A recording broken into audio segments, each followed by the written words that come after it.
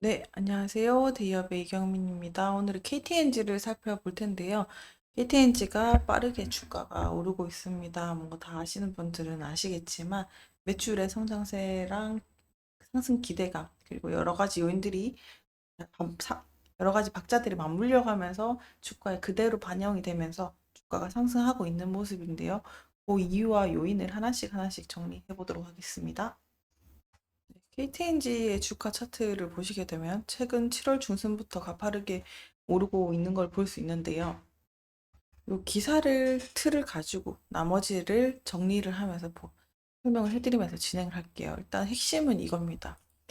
일단 KTNG의 매출이 2분기 매출이 6.6% 상회하는 모습과 영업이익이 30% 정도 뛰어 올랐는데요. 그러니까 그 이후에는 해외 사업이 필수적으로 있게 됩니다. 그러면 어떤 내막이 있었냐? 아프리카랑 중남미 시장의 관련 부분이 성장을 하고 있다. 이렇게만 틀만 가지고 더 보시게 되면요. 일단은 24년 2분기 실적에서 KTNG가 매출이 전년 대비해서 6.6% 증가를 했고 영업이익은 무려 30%나 증가를 하면서 수익성을 크게 올렸습니다. 보시는 것처럼요. 요 제조랑 관련 부분이라고 말씀을 드렸는데 가파르게 성장할 수 있는 흐름을 이어가고 있는 거 보이시죠? 이거 지금 반기인데 요거 지금 요 반기에 요 정도면 곱하기 2를 했을 때 전년도 대비해서 가파르게 성장할 수 있는 성장 추이를 보이고 있다는 것을 확인하실 수 있겠습니다. 더불어서 더 고무적인 건 잎담배 또한 매출량이 상당히 가파르게 올라가는 걸로 보이겠죠? 보일 수 있는데요. 이 상승폭이 상당하다라고도 볼 수 있겠습니다. 이렇게 성장하는 배경에는 조금 더 말씀드리게 되면 아프리카랑 중남미, 인도네시아 신흥시장에서 담배 판매가 크게 증가를 했던 건데요. 그러니까 이런 해외 판매 덕분에 실적이 예상보다 훨씬 좋았다라고도 보실 수 있겠습니다. 이렇게 신흥시장에서 담배 판매량이 계속 늘고 이런 흐름들은 담배 소비가 상대적으로 또 증가하고 있는 곳이기도 해서 여기에서 KTNG가 잘 했던 거는 마케팅을 강화하면서 적극적으로 시장 진출을 이끌었다는 게 지금 성과로 두드러지고 있는 건데요. KTNG가 단순히 판매량뿐만 아니라 평균 판매 가격도 상승을 하게 되면서 제품 자체의 가치를 높였고 고가 제품으로 또 판매를 하게 되면서 이게 그대로 수익성 반영에 힘을 실게 된 겁니다. 그러면서 전자담배랑 NGP 사업이 성장을 하게 됐는데요. KTNG가 전통적인 담배 말고도 전자담배 부분에서도 성과를 아까 냈다는 걸 볼 수 있었는데요. 특히나 이게 스틱 판매량이 또 늘어나고 신규 디바이스랑 이런 것들이 출시가 또 예정돼 있기 때문에 앞으로 성장성도 좀 두드러지게 나타날 수 있다라는 겁니다. 해외에서 또 전자담배가 또 수요도가 늘어나고 있기 때문에 이것도 수익을 늘어났다는데 이렇게 또 주목해 볼 만한 요소죠.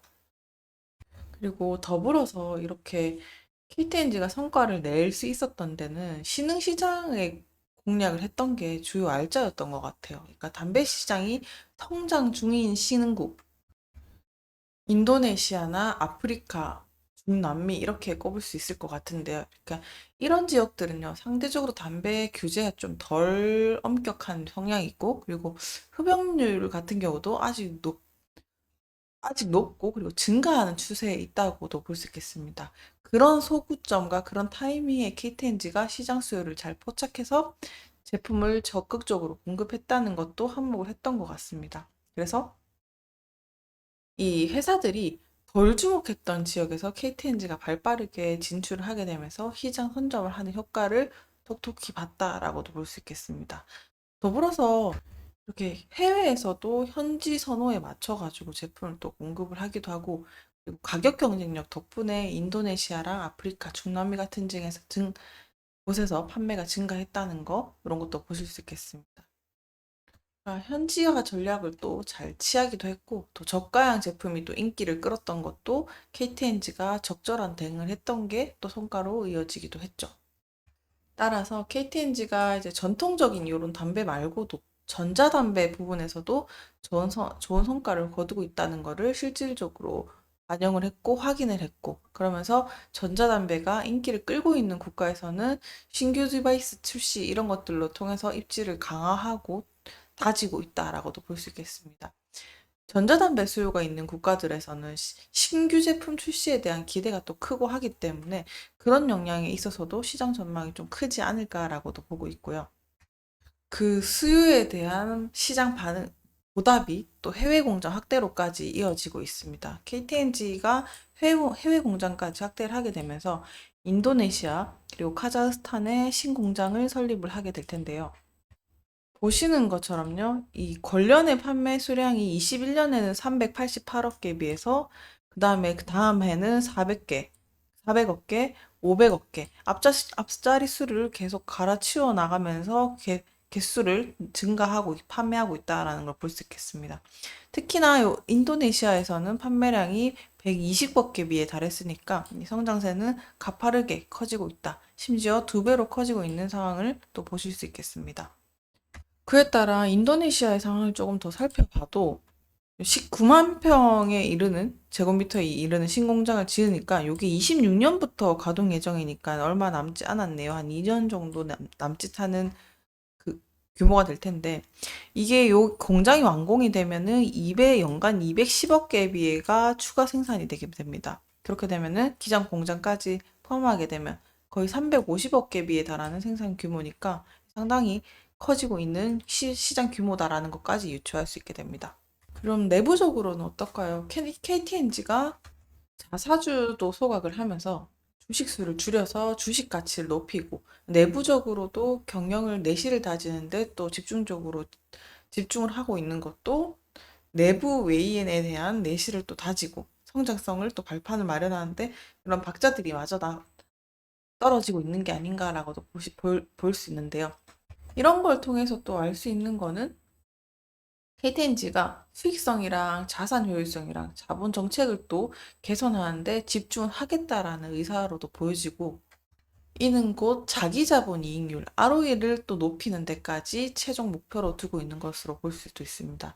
이 ROE는 또 기업이 자본을 얼마나 또 효율적으로 사용해서 수익을 낼지 보여주는 지표이기 때문에 이걸 통해서 바로 결과를 또 볼 수도 있게 되는 건데요.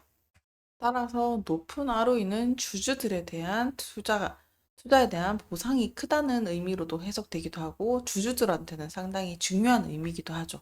그래서 KTNG는 배당이랑 자사주 매입 소각을 통해서 주주 환원 정책을 또 강화하고 있기 때문에 이 ROE를 높이는 건 주주 가치를 또 극대화하는 방법이 되기도 합니다.